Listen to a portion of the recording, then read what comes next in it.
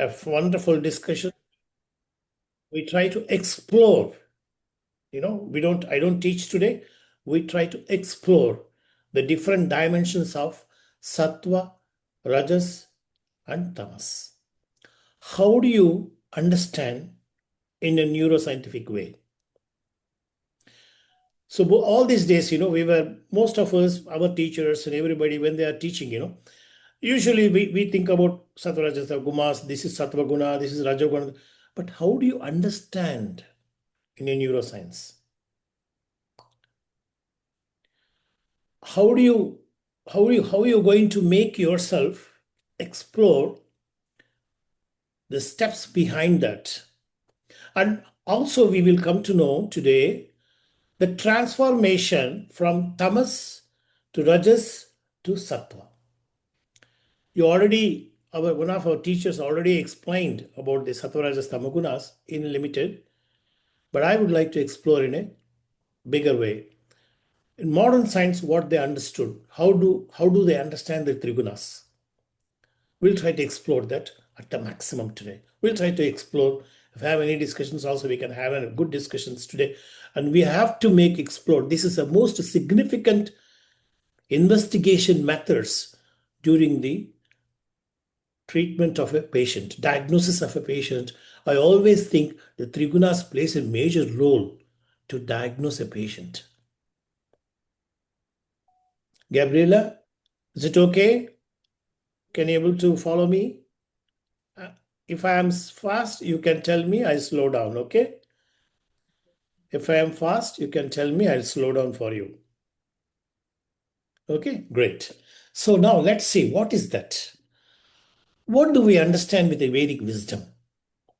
And what is the importance of our ancient acharyas explained about this extraordinary science of these trigunas? Fantastic, fantastic it is. So here also they written here, like we know in ancient wisdom, in Vedic wisdom, we have this three, Brahma, Vishnu, Maheshwara, all these things we have. But we don't know whether they physically exist or not. But in our ancient Puranas, they always gives a story. They try to explain the story so that we will understand properly the scientific reason behind that. We have not seen how is Brahma looks. We don't know how Shiva looks. We don't know how Vishnu looks. We don't know directly. We never seen them.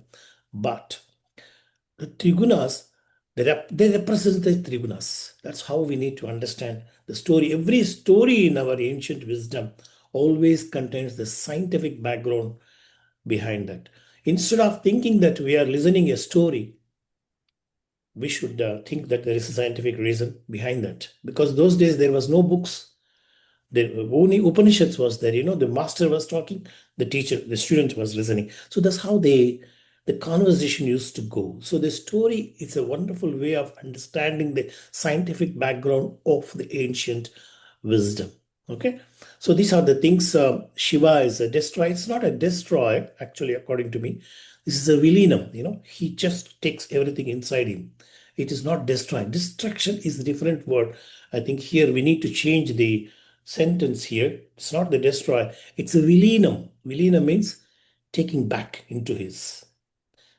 Destruction is different. So Vishnu is one thing. So sattva, rajas, tamo, gunas. So sattva is creators, creator, and Vishnu, that is one thing which active. Most of the things are active form, whichever activation he tries to move the world. And then Shiva takes back. You are like for example, our body is Panchamahabhutas, made up of Panchamahabhutas, right? Our body is made of Panchamahabhutas. So do you think we live forever? No. We are reabsorbed into the nature. That is Shiva. Reabsorbed into the nature is Shiva. It's not that Shiva is destroying the world. It is not correct. Reabsorption. Okay? And here we see the beautiful, what they say in Bhagavad Gita. I have a sloka also. I have a video also kept here. If people can listen to that later. In what they say is here, Sattvam Lagu Prakasham Ishtam Upastambakam Chalam Charajaha Guru Varnakam Yeva Tamaha Pradipavacchato Vrittihi. That means the Trigunas, it's like a lamp. The Trigunas together becomes like a lamp, right? To have a light, to have a light, you need a lamp. You need a structure of the lamp with standing. Then you put that wick and burn the flame. So it becomes a lamp. The sattva rajas tamoguna, at the end, they become a lamp. That's what exactly they said in here in this sloka. Pradeep vacharto vrittihi. Pradeepa means glowing. What? How? Who is glowing that? Sattvam lagu prakashakam ishtam upastambakam chalam cha rajaha. Sattvam lagu prakashakam. Prakasham ishtam. Can the see the sloka? Lagu prakash. Lagu means lightness. Sattva is lightness. Prakasha means enlightening. The light. The light and the lagu means lighter. That's why all the sattvic people, they eat more fruits, green leaves, nuts, and all those things too. That's why their mind is also light. If you're eating meat and all those things, you'll become drowsy, tamasic. That's why we call it a meat is as a tamasic food. You become drowsy and lethargic. That is tamas. Sattva, how do you describe a sattva? How do you describe a sattva? Sattvam lagu prakasham ishtam ishtam. Ishtam means desire. Prakasha means light. Ishtam is desire. Upastambakam, desire. Upastambakam means excitement. This is Rajas quality. Excitement, active, aggressive, passionate. I want to do this. I want to make this. I want to become a doctor. I want to become an engineer. I want to become, I want to become. I want to become. I want. It's Rajas. If you remove the want, then you become I. I is Sattva. The want is Rajas. I want to become. If you remove the want, then you become I. I means Sattva. I means yourself. I means consciousness. So that's why we correlate Sattva as the consciousness also. We'll come to that later. Sattva is and Guru Varnakam, next he says, let me finish. Upastabakam chalam cha rajaha. Chalam means moving. Rajas is always active, moving. All the time we are moving. It's about car driving and everything. We are moving. Movement is Rajasa. Of course, in our Vata Pitta Kapha, when we are studying, when say Vata is moving there. But here, Rajas is the moving of the mind. Movement of the mind here. So that is Rajaha. So then again he says, Guru Varnakam Yeva Tamaha. Guru means heaviness. Tandra, Alasya, Pramada. In Bhagavad Gita, it says, Tandra Alasya Pramada. Laziness. Don't want to do anything. Don't want to get up in the morning. Just wanted to sleep more time. That is Tandra Alasya Pramada. In Bhagavad Gita, they say, Tandra Alasya Pramada. Beautifully, they quoted in Bhagavad Gita. So, Sattva is buoyant, lightness, eliminating. If you see a sattvic person, he will be glowing in the face. If you see Swami Vivekananda, if you see Ramakrishna Paramahamsa, they glow. It is sattva quality, the glow, the brightness. That is sattva. Okay. And rajas, of course, these are, I said that they all together becomes a lamp. To create a lamp, you need a structure, you need a wick, you need a fire. That is why all three gunas are very important for the life, living purpose. To live as a human being, to live as an animal, you need this three gunas. Very, very important. And chala, here it's written, upastambakam, excitement all the time, aggressive. I want to do this, I want to do it, I want this excitement. It's created by rajas. And tamas, gurur mandavarnakam. Guru means it is heaviness and all these things, laziness, alasyam, all these things, factors. And Tamas creates heaviness, ignorance. Again, it is ignorance. Sattva is knowledge. Sattva is knowledge. Tamas is ignorance, isn't it? So tamas comes out of ignorance. This is very important. And then he says here, it's very interesting for me. I was studying Bhagavad Gita yesterday. It was fantastic. I was listening to some of the slokas. I was fascinating to see how these people got this brilliant understanding of the neuroscience. It's an amazing how they understand these things. Sattvic, we know all the sattvic diet, fruits, nuts, leaves, and all those things. The sattva. Okay, it will enhance the sattva. Does it enough? Is it enough for a human being to live? No. According to me, no.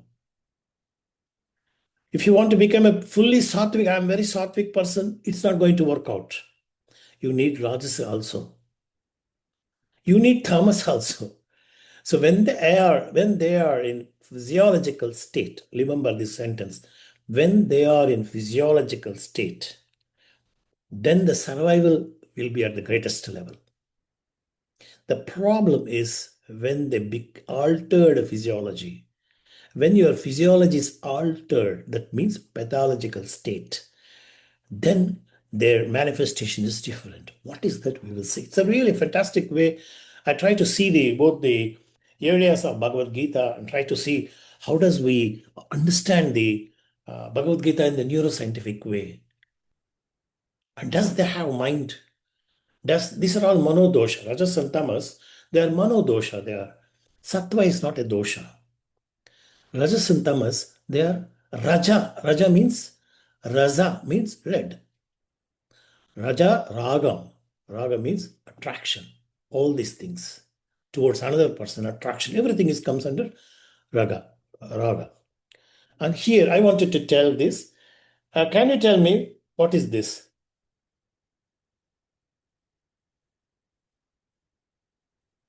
Can Shivalinga. anybody tell me what? Shivalinga. Very Shivalinga. good. Shivalinga. Shivalinga. Very good. I will tell you some secret here. Many of you may not know this. If you see the Shivalinga closely here, this is Linga. Do you know what is this? Can anybody tell me what is this structure? The water flowing?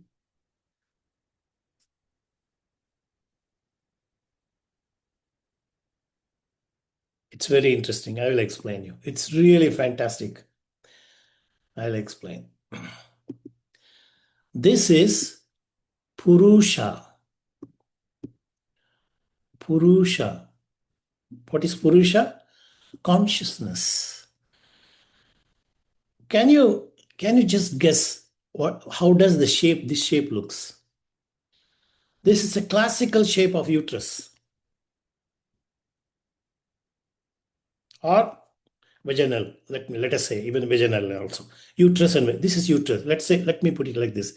This is uterus, shape of the uterus. Then this is vaginal area. So what is this? Prakriti. Very interesting it is. Prakriti.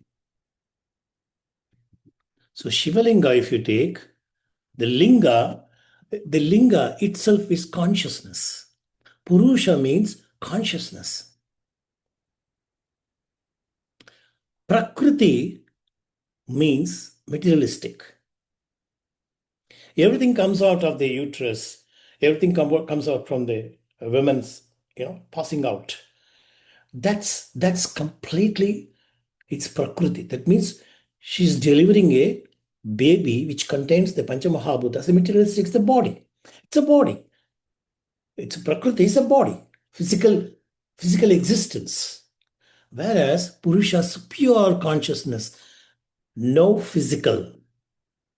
So non-physical entity is Purusha, physical entity is Prakriti. So what is the significance for us here? It's clear? All of you? How beautiful Shivalinga explanation has been given in the Bhagavad Gita. Beautiful, really beautiful. and Purusha, and this is Prakriti. So Prakriti and Purusha, they are together always. Without Purusha, Prakriti does not exist. Without Prakriti, Purusha has no place to stay. Purusha needs a consciousness, needs a place to stay, isn't it? Consciousness needs a place to stay. Suppose I am talking to you, without the consciousness in me, I cannot talk. I cannot talk. It is the consciousness which makes me to talk to you, right? So now let's see here. Let's go to the other area of understanding. This is a fantastic way of. It's a beautiful topic, and I try to explore the completely ancient wisdom, and I want to take it to the neuroscience later. It's a fantastic way of understanding the so Purusha and Prakriti. So why the importance of Prakriti here? From Prakriti, Trigunas arise. From Prakriti, Trigunas arises. Sattva Rajastamo Guna becomes the part of the Prakriti. Entire Panchamahabhut. First, if you, I think you must have studied in the earlier classes. It's called Padartha Vijnanam. Purusha and Prakriti. Purusha and Prakriti. Then the next level. This is the evolution of a universe. The evolution of a universe. The evolution of human being are in the same structure. So when the Purusha and Prakriti they come together, then the Mahat, intelligence, universal intelligence takes place. Then comes the Sattva Rajas Tamo Gunas. This Sattva Rajas Tamo Gunas creates Panchatanmatra. What are Panchatanmatras? Shabda, Sparsha, Rupa, Rasa, Gandha.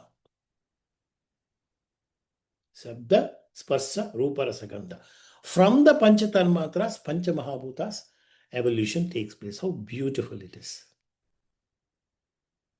So what is the first Mahabhuta takes place? Can anybody tell me here? What is the first Mahabhuta comes out from Panchatanmatra? First Mahabhuta, Pancha Mahabhuta.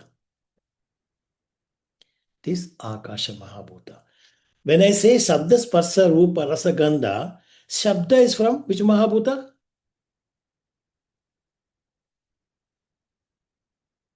Akasha. Akasha. Very nice.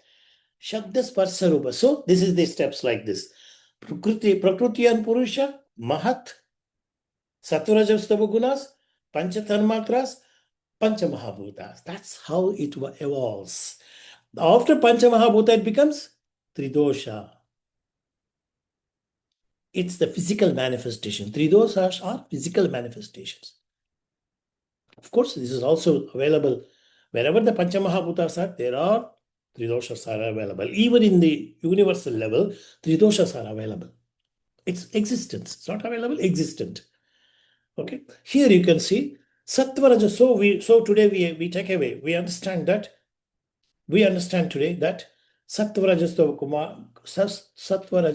Gunas are manifestations of Prakriti. Prakriti, we call it as mother. The physical and Purusha metaphysical.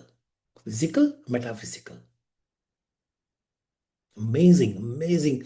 The way our ancestors, the way our rishis is understood, you can only see the physical existence of Panchamahabhutas through microscope.